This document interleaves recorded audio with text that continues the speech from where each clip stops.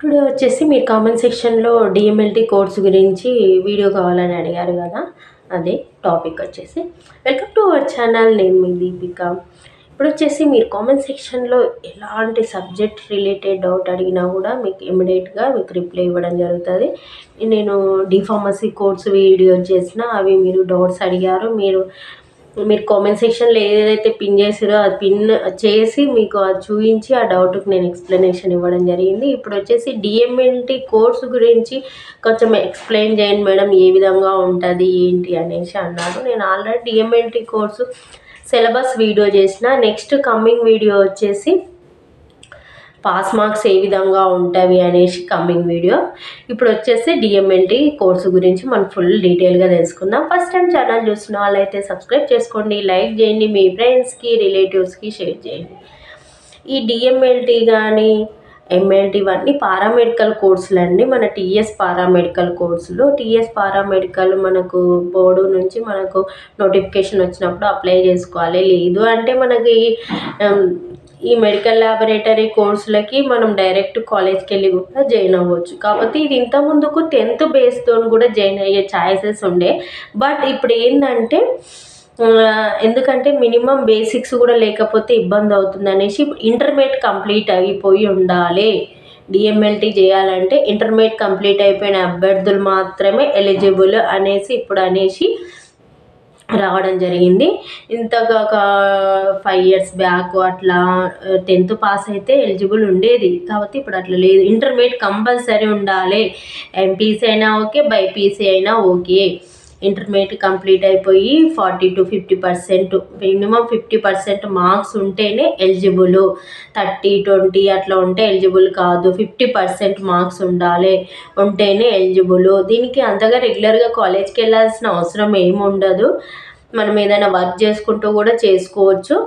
Some colleges అట్లా మనకు support చేస్తే, సమ్ కాలేజెస్ ఏమో రెగ్యులర్గా మనం ప్రాక్టికల్స్కి వెళ్ళాల్సి ఉంటుంది. ప్రాక్టికల్స్కి వెళ్తే మోస్ట్లీ వీళ్ళకి ప్రాక్టికల్ థియరీ అంతగా ఇంపార్టెంట్ ఏమి ఉండదు. డిఎంఎల్టీ అంటేనే వాళ్ళు మొత్తము బ్లడ్ని ఏ విధంగా మనం ఏ విధంగా టెస్ట్ చేయాలి అది ప్రాక్టికల్ కదా. వాళ్ళకి ప్రాక్టికల్ నాలెడ్జ్ మోస్ట్ ఇంపార్టెంట్.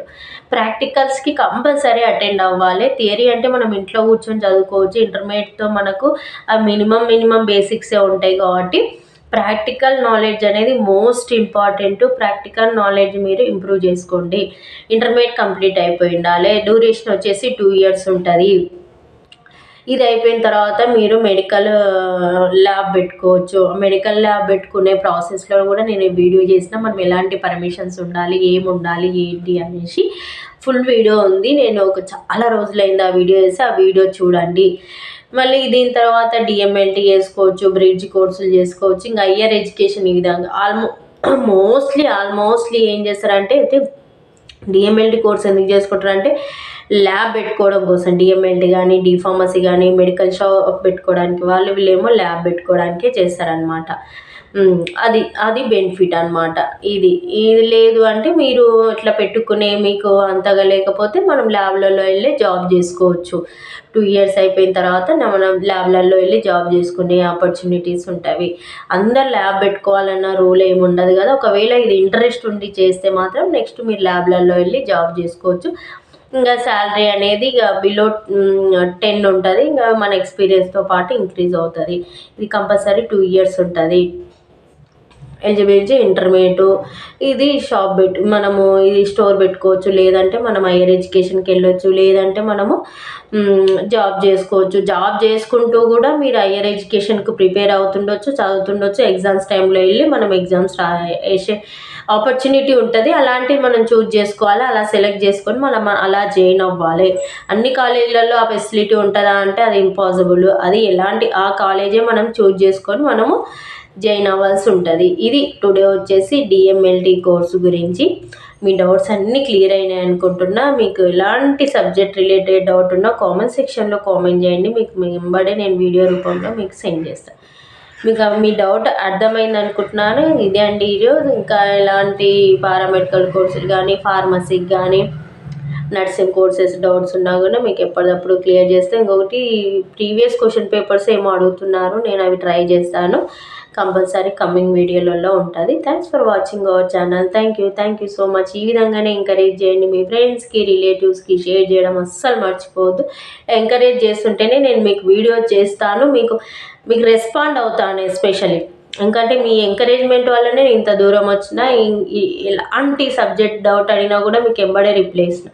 కాబట్టి మీరు కూడా నాకు సపోర్ట్ చేయాలి, నేను మీకు సపోర్టివ్గా ఉంటాను. అదే నేను మిమ్మల్ని మెయిన్లీగా రిక్వెస్ట్ చేసేది అనమాట. కంపల్సరీ వీడియో చూడండి, లైక్ చేయండి, షేర్ చేయండి. అలా చేస్తేనే మాకు చేయాలనిపిస్తుంటుంది, ఇంట్రెస్ట్ వస్తుంటుంది, మీకు రిప్లై ఇవ్వాలనిపిస్తుంటుంది.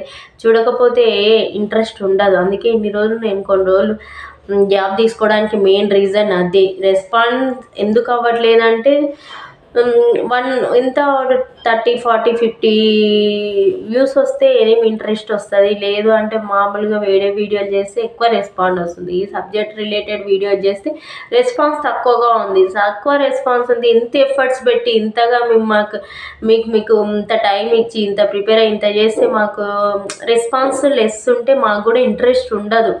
ఈ ఎడ్యుకేషన్ వీడియోస్కి ప్రాబ్లం ఇదే అవుతుంది. కాబట్టి మీరు ఎంకరేజ్ చేస్తేనే మేము మీకు సపోర్టివ్గా ఉంటాము. ఎడ్యుకేషన్ వీడియో వాళ్ళందరికీ ఎంకరేజ్ చేయాలి మీరు.